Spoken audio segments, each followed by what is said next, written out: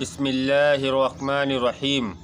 شروع اللہ کے نام سے جو بڑا مہربان نہایت رحم والا ہے۔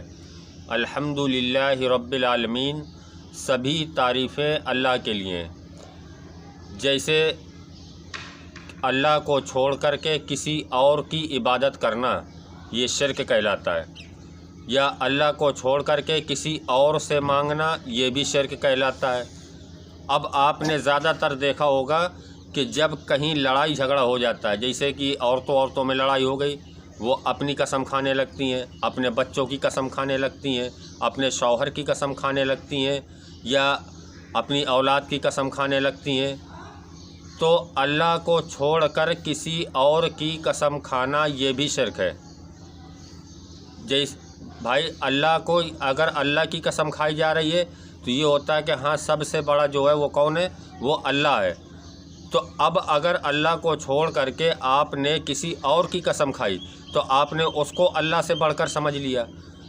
تو اگر کسی اور کی قسم کھائی جا رہی ہے تو وہاں پر بھی شرک ہو جاتا ہے۔ تو اس لیے جب بھی اگر ایسی کوئی بات آ جائے تو آپ کو کیا کرنا ہے کہ آپ کو صرف اللہ ہی کی قسم کھانا ہے۔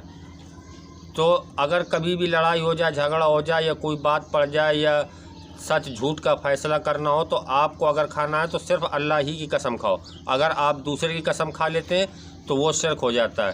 تو شرک سے ہر انسان کو بچنا ہے، اور بدعت سے بھی ہر انسان کو بچنا ہے۔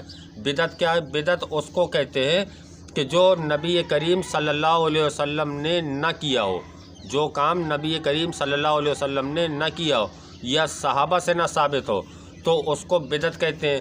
دین میں کوئی نئی بات ایجاد کر لینا، اپنے طرف سے اس کو لگا دینا کہ نہیں یہ بہتر ہوتا ہے، تو بہتر وہ کام ہوتا ہے جو ہمارے نبی نے ہم کو بتلایا ہے، وہ کام بہتر ہے، یا انہوں نے کر کے دکھلایا ہے وہ کام بہتر ہے۔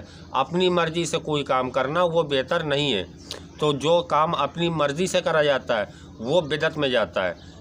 نئی چیز دین میں ایجاد کر لینا بدعت ہے۔